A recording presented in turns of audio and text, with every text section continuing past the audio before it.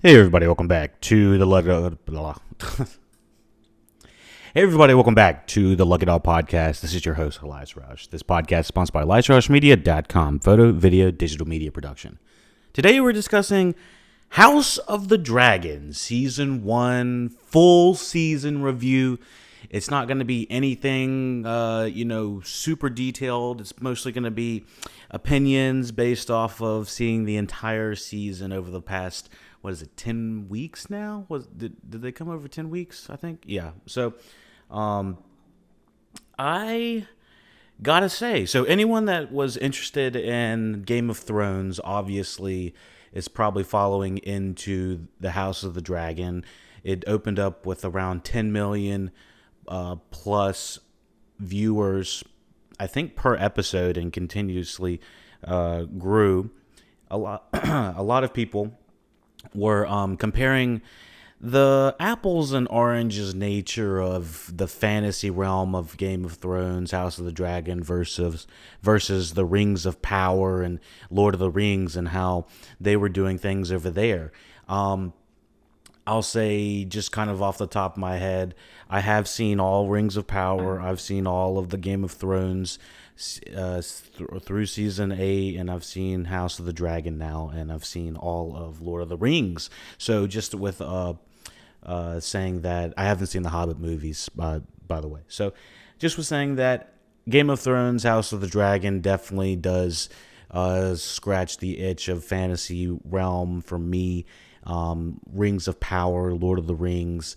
It's just a different type of fantasy. Like Game of Thrones very much is of the adult realm, and when I say that, not that Lord of the Rings isn't. It's just that this, the violence, the sexual nature of it, the gruesomeness of Game of Thrones is much more prevalent than Lord of the Rings.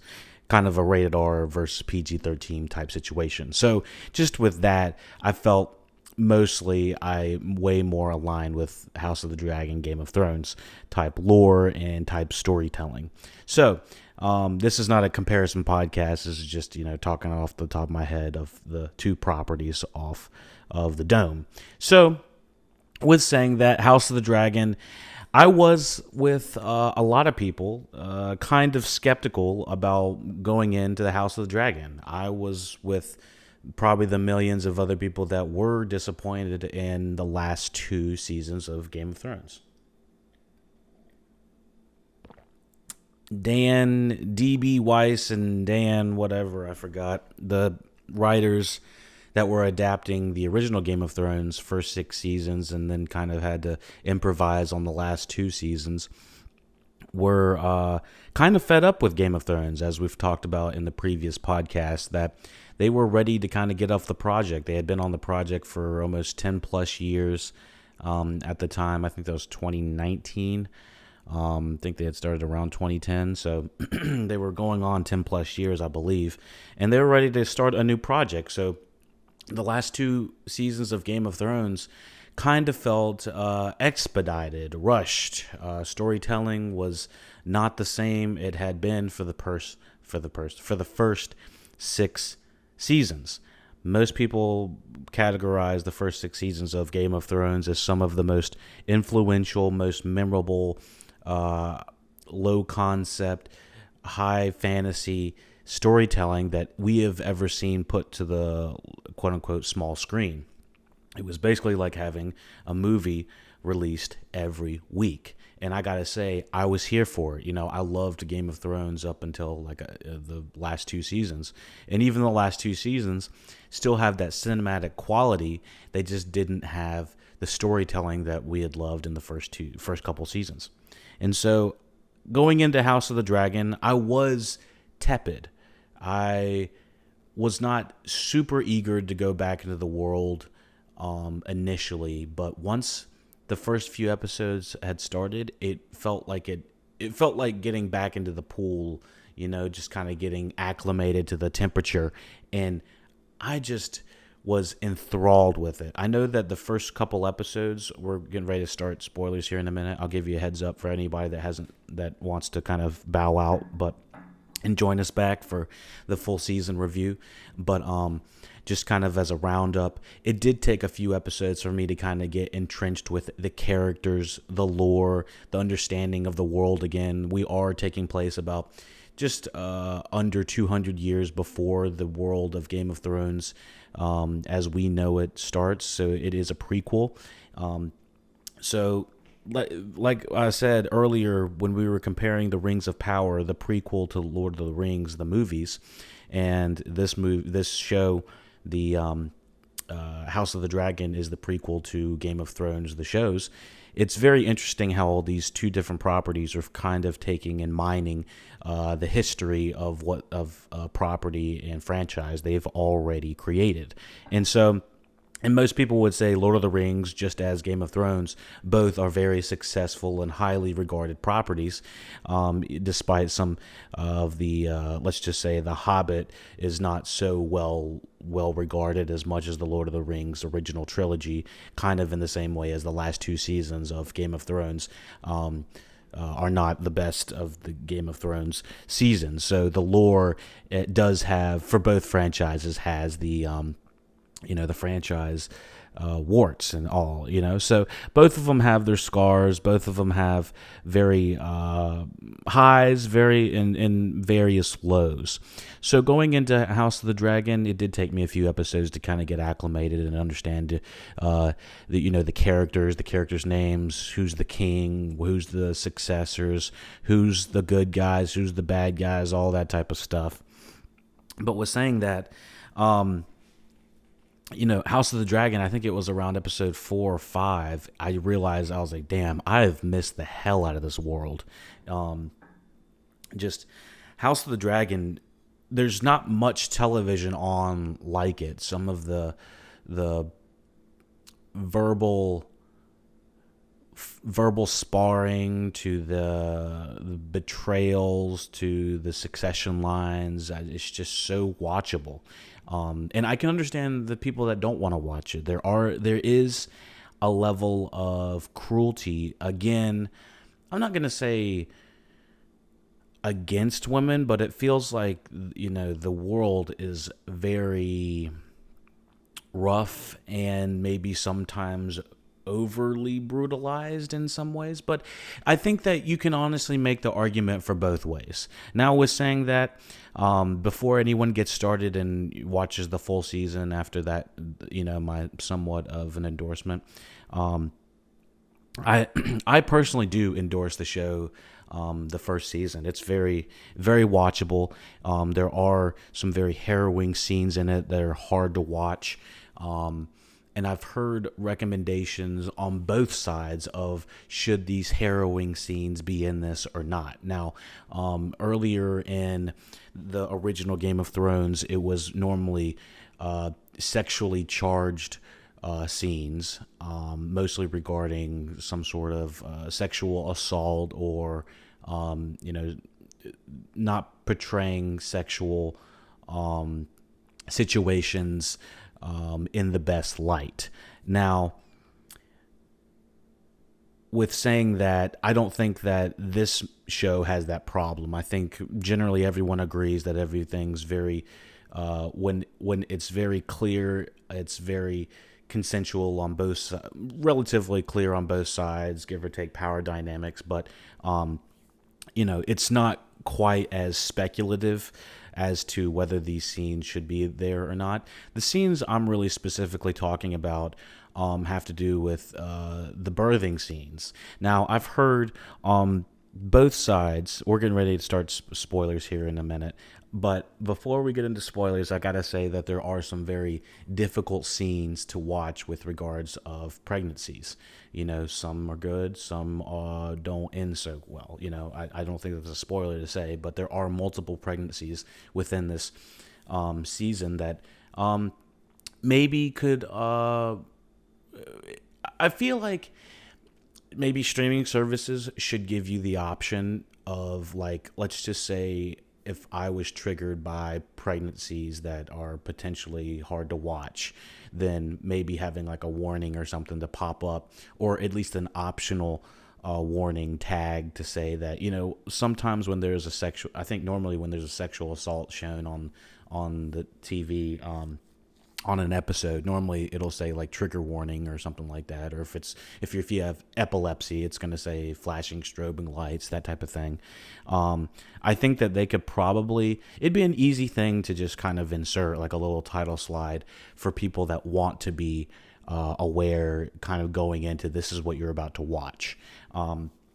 So yeah, I'm just trying to give anybody else a heads up that these were very harrowing scenes to watch, just in the last 10 weeks. So I can see watching this as a binge would be difficult, especially thinking, all right, thank goodness that we're not going to have to watch that again. It's like, nope, there's multiple scenes where women are having to deal with, and I say specifically women as in, as if like men aren't having to deal with in the situation too, but it's very much focused on women. So I just wanted to kind of make that explicit. I'm kind of split down the middle about how much should be shown, how little should be shown. I think representation of all kinds, whether it's, I'm not even talking about like diversity representation, but representation of, the human, the human condition of, birthing and stuff like that, death. Obviously, these are things that we've had to deal with hundreds and millions of years, regardless if we're on, watching a television about fantasy and whatnot. Sometimes it's, kind of important to show that type of representation, even though we aren't showing something that is scientifically, historically factual. It's kind of rooted and based in it. So, we kind of got a little serious there, a little small tangent off of the very harrowing scenes in House of the Dragon, but I think they're important to kind of discuss. But yeah, so we are going to discuss House of the Dragon Season 1 in spoiler section here in a second. I appreciate everyone listening, watching the Lucky Dog podcast, whether you're on luckydogpodcast.com or on YouTube's or any social medias that you're following us on. I appreciate it. But yes, despite these harrowing scenes, a little bit controversial, but at least it does show representation. So I think some representation of these scenes is important. But with saying that, what about the rest of the House of the Dragon? How is the rest of the House of the Dragon in comparison to at least its own Game of Thrones? Well, House of the Dragon does have its own flair. It has its own main title. It keeps the music from the original, as usual, but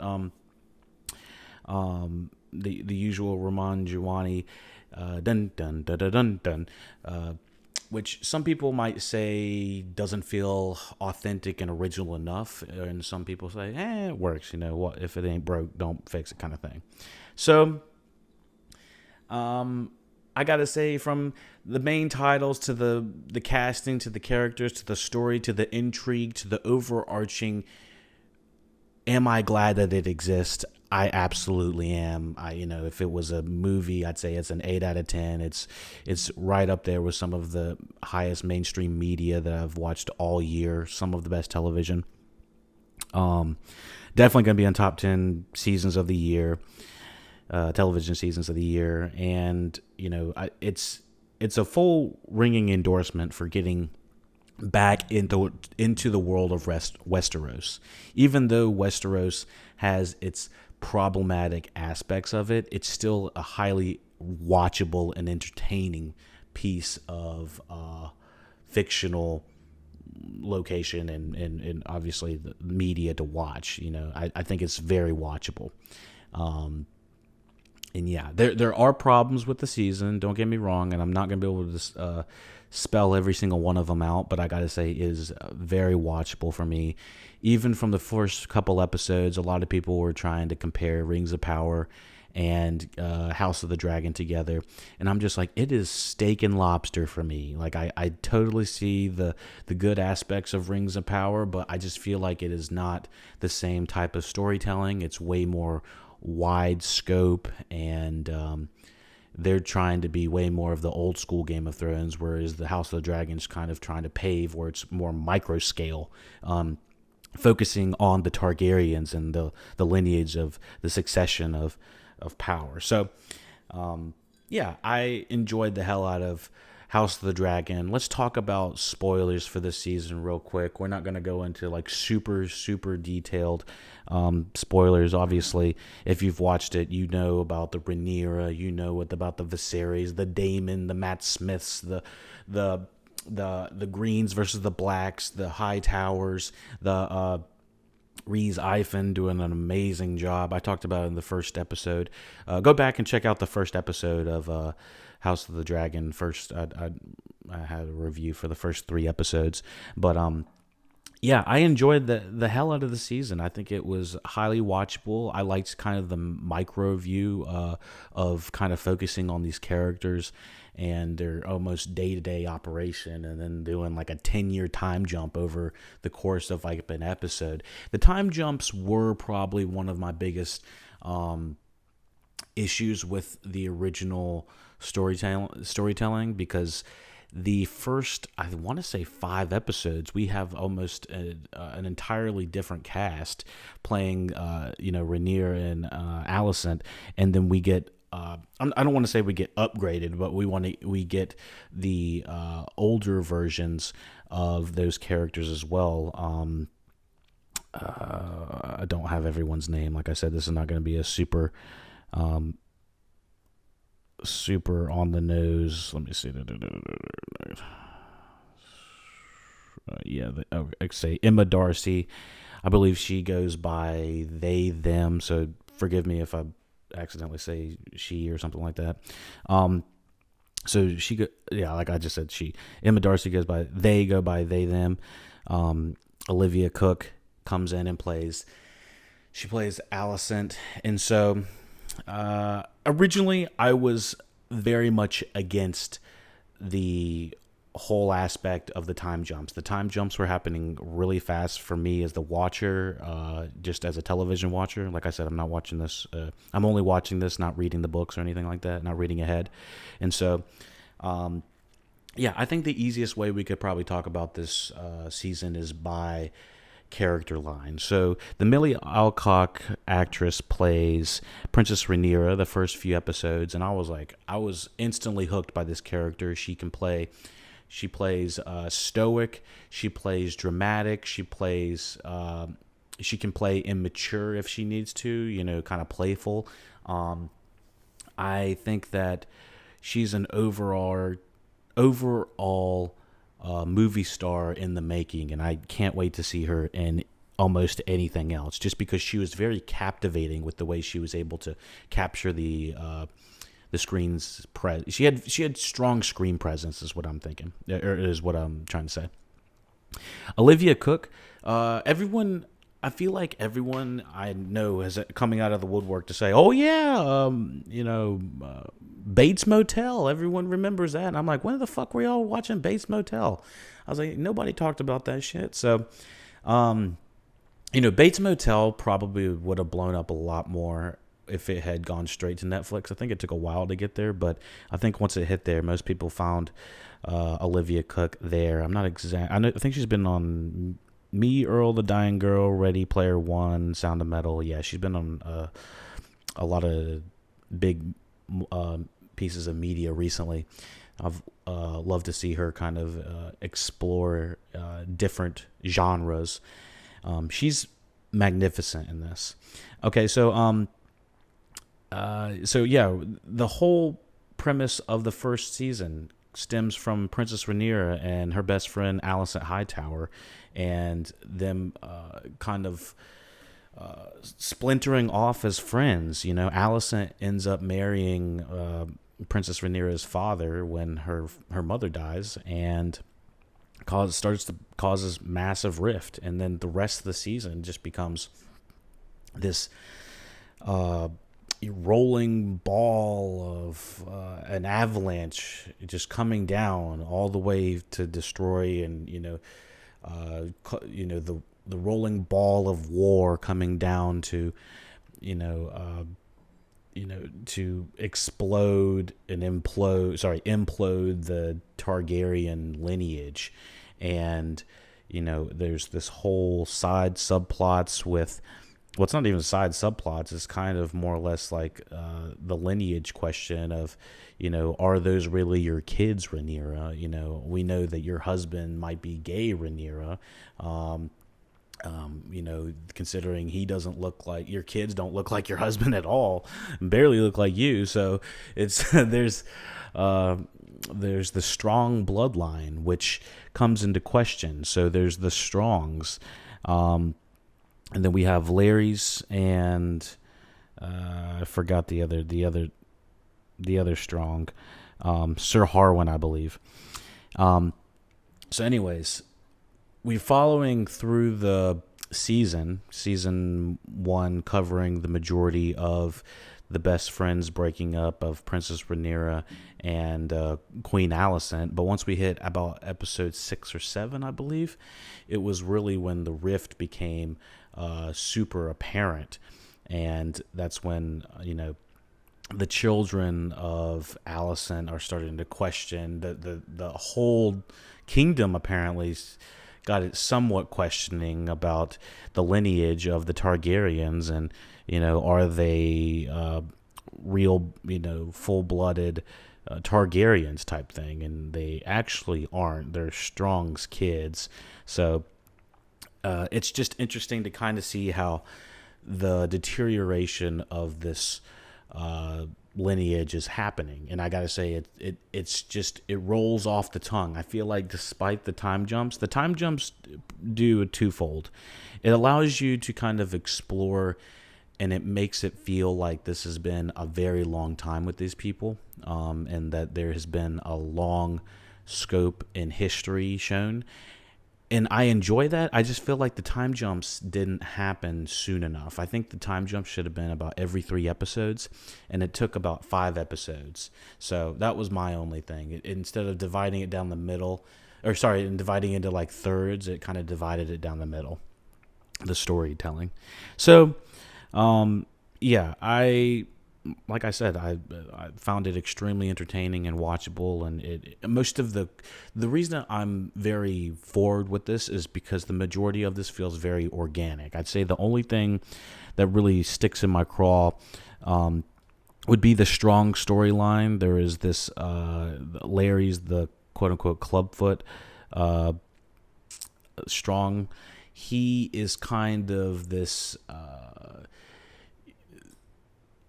whisper behind closed doors, and he's kind of obsessed a little bit with Alicent Hightower and trying to help her, get a leg up into the as high as she can go into the lineage of the line of succession. And so his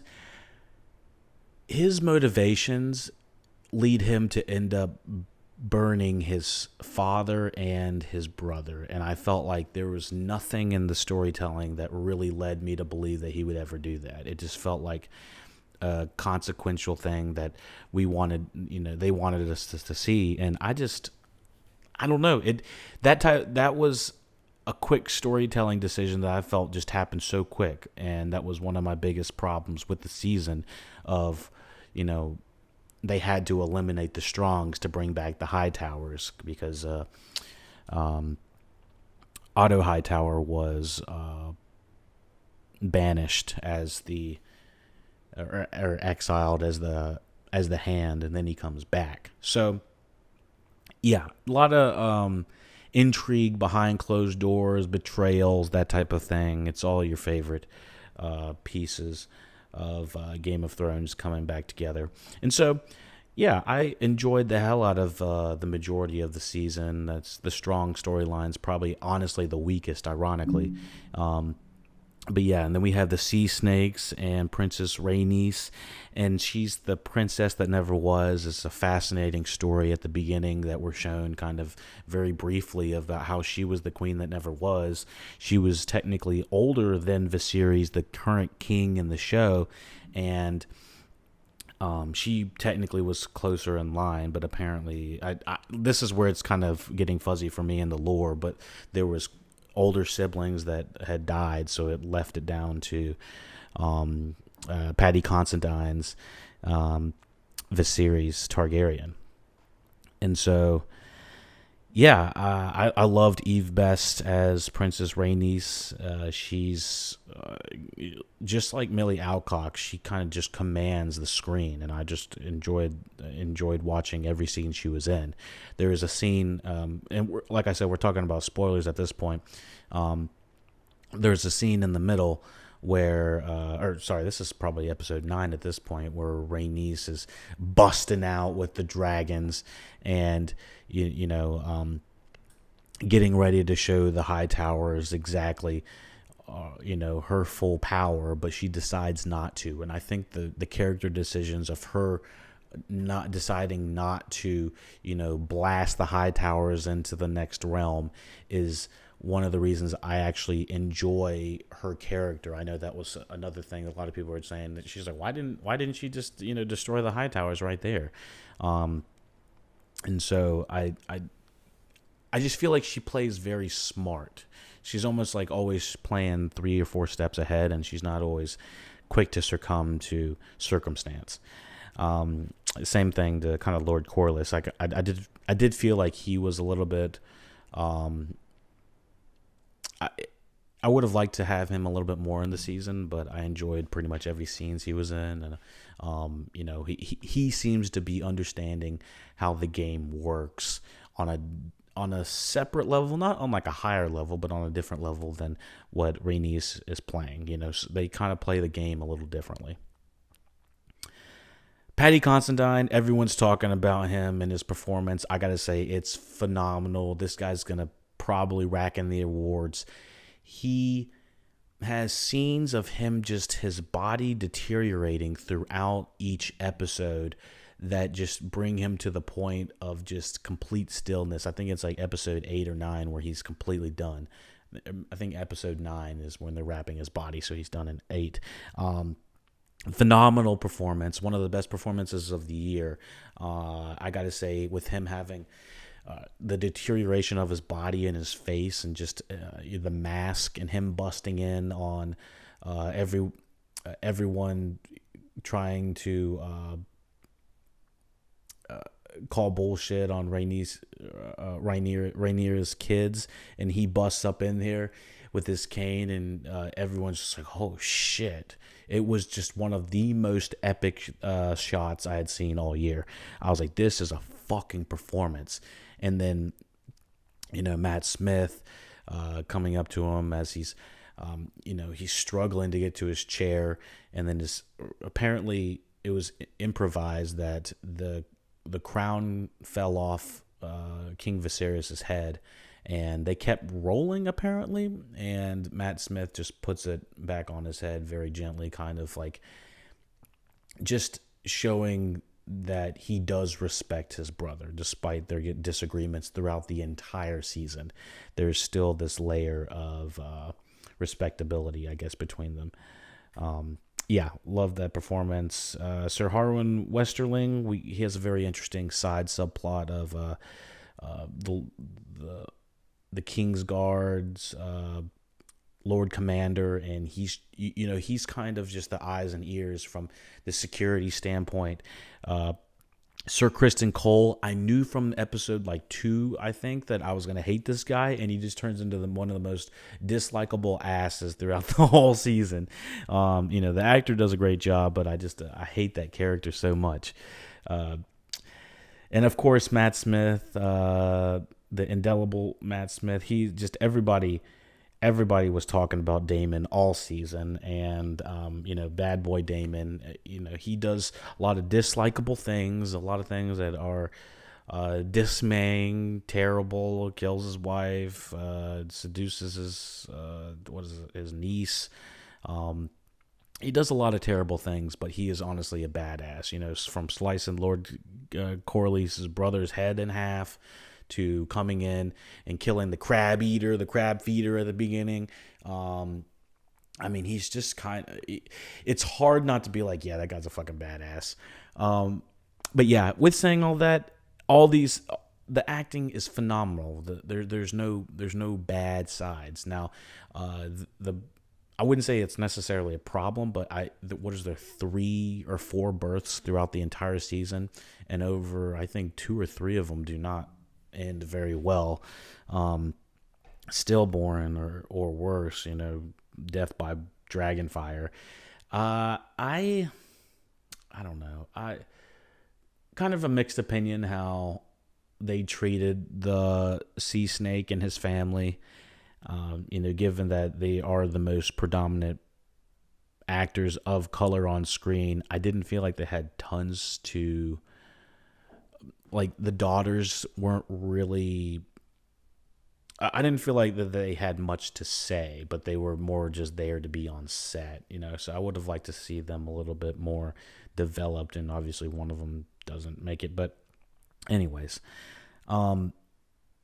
the House of the Dragon, I gotta say, is a very watchable, entertaining, sometimes hard to watch, but and you got the action-packed filled dragons in this. It feels like it's got a bajillion dollars making these dragons move. I think the CGI generally looks pretty damn amazing for the quality of what we're getting. This is like higher quality stuff than we were getting on $100 million movies 10 years ago. So it's just incredible what they're getting. And also they are paying fucking out the wazoo for these dragons. That's why it takes 2 years to basically make one of these seasons.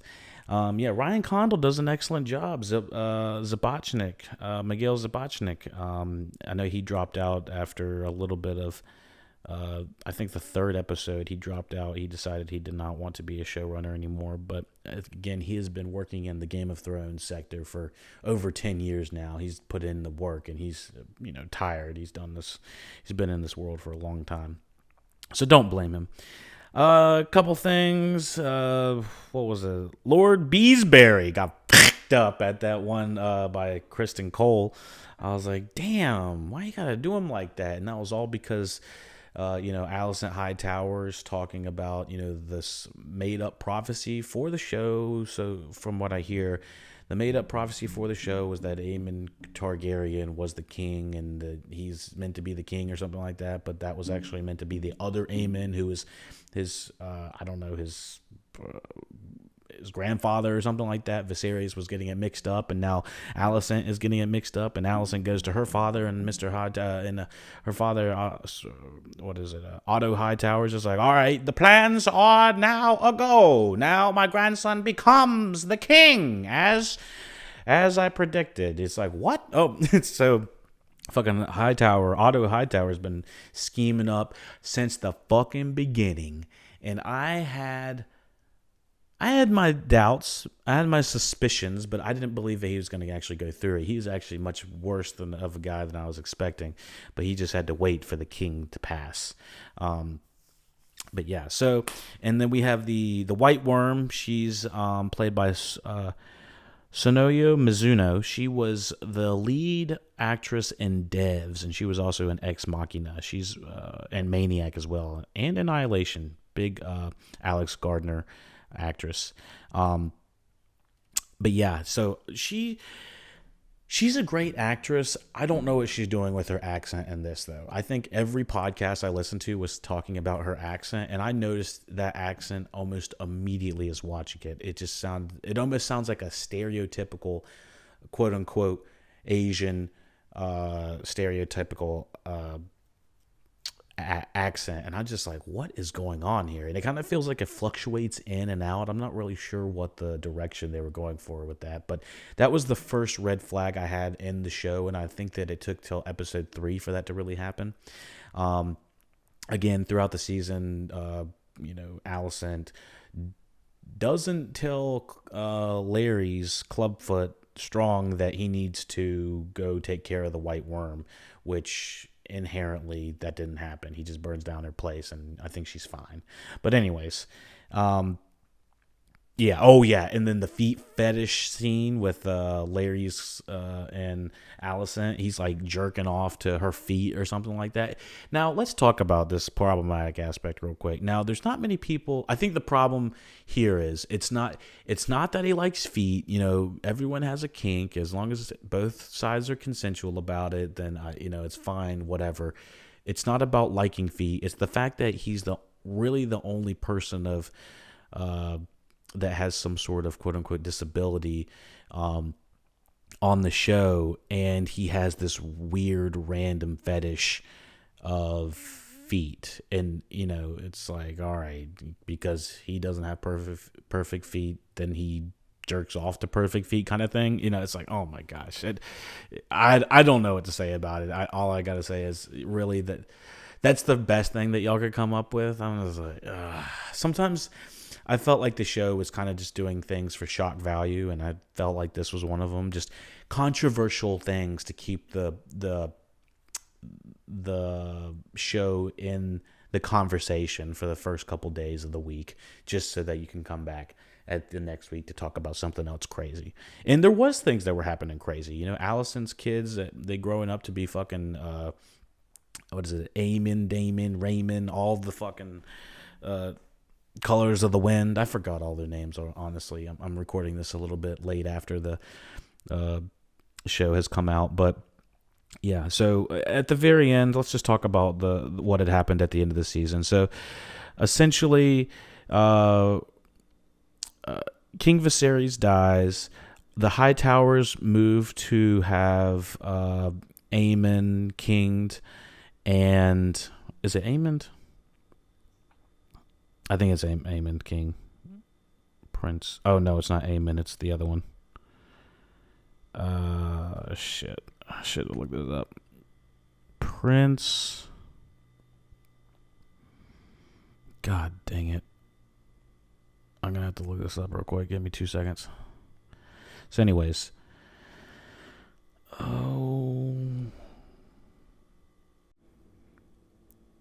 Aegon, damn it. Oh, sorry. I was trying to remember where the fuck everyone's got this ridiculous ass name. Some of them are the same, some of them sound the same. It's like, give me a break. Anyways, Aegon. So they moved to have Aegon crowned king. I think that's episode 9. The queen that never was busts through the ceremony, basically says, that's it. About blast everyone half to hell. Then flies off, screams in their face on the dragon, and then runs off and tells Rhaenyra. And again, Rhaenys was being held captive during this whole time. So she goes over to the Black Queen, and from there, Rhaenyra, is told that she has a day, I believe, to get all of this situated. And Luke and Prince Jacaris or something, Jace, is that his name? How do you pronounce it? Where is it?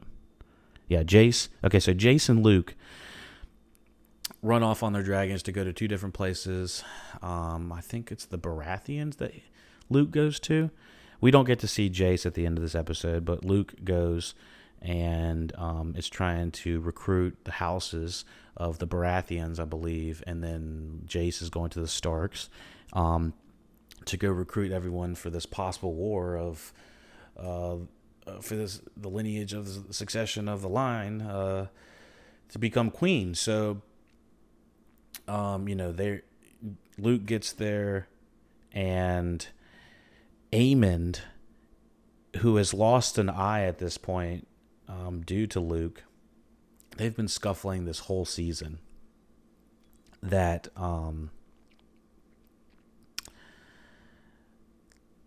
Aemond is already there, and he has his massive fucking dragon. I'm trying to remember. I don't remember any of the dragons' names. Sorry about that. He claimed Daemon's wife's dragon a few episodes before, and after doing that, he lost his eye due to Luke getting in a scuffle. And ever since that episode, Aemond, looking like as evil as possible, long blonde black hair, eye patch, got a damn crystal under there as an eye or something like that. I don't know what the fuck's going on. So he's there, says, Luke, you got to go cut out your eye, eye for an eye type thing. And then Baratheon's like, absolutely not. Get the fuck out of my house. Y'all ain't doing this. Not up in here. Get the fuck out. And so from there, Luke is leaving on his tiny, tiny little dragon. And he's just kind of trying to book it. It's a nasty ass storm. Got to get the fuck out of there. And then all of a sudden, whoosh, whoosh, whoosh, whoosh, whoosh. And now we had seen it a little bit earlier, but when he had originally landed at the Baratheons, the first clue that Aemon was already there was this fucking giant ass, fucking oversized ass dragon in the background of the city. It looked like it was the size of the city in the background, and it was terrifying to see when he's landed. So it was 10 times as more terrifying seeing it flying above him. It was the scariest shit I've seen in a minute. It reminded me of seeing like the big starships that were like quadruple the size as the small starships on like Star Wars when they're like being followed by the big, the Imperial ships and whatnot. So it was just so oversized. There's just like nothing you could do to penetrate something of that size. And this thing is alive. Yeah, but picture that thing alive and coming to get you. And so it's literally chomping all at Luke, chomping all at his dragon as well. And the dragons are kind of wild at this point. They are wild, and they'll do their own thing if they're not trained properly. And so a lot of people are speculating that, the two riders, both Aemon and Luke, had lost control of their dragons, and, they were throwing fire and biting each other. And then all of a sudden Aemon doesn't control it, his dragon, and then chomps Luke and his dragon directly in half. And you hear Daemon say, no, like it's about as bad as it could have been. And his dragon basically just chomps them directly in half, and all you see is dragon bits falling from the sky, and you're like, holy shit, just fucked them up. One thing I'm starting to notice a lot in shows is when we are focused on a single character, and let's just say it's the last couple episodes, and we haven't really been focused on these characters for very long, there is a high percentage this person is going to die or something terrible is going to happen to them, because we're focusing the cameras on them so long that they want us to be like, all right, this guy's of some sort of importance. They do that to Luke through this episode, kind of following his point of view. So, we see the end of Luke and the news being delivered from in this one shot that's amazing, from Daemon to Rhaenyra at the end of the season, and she just turns around and she doesn't say it, but she's like, you can see it, she's ready for war. And I'm just like, I'm fucking hype in 2 years. So yeah, I hope this was somewhat of an informative podcast, a little bit more lax, nothing too crazy on the recap of season 1 of House of the Dragon. Let me know what you thought about House of the Dragon comparisons, maybe Rings of Power comparisons. If you want to hear a little bit more in detail, hit me up on Twitter, hit me up on all the social medias. I'm there on Discord, on Facebook, on all the other social medias. Whether, I don't know, Twitter's going to be there in a year or not, who knows. But, Look It All Podcast for all the stuff. Check it out. Thank you for listening, watching Look It All Podcast. Thumbs up, subscribe, you know what to do. Take it easy.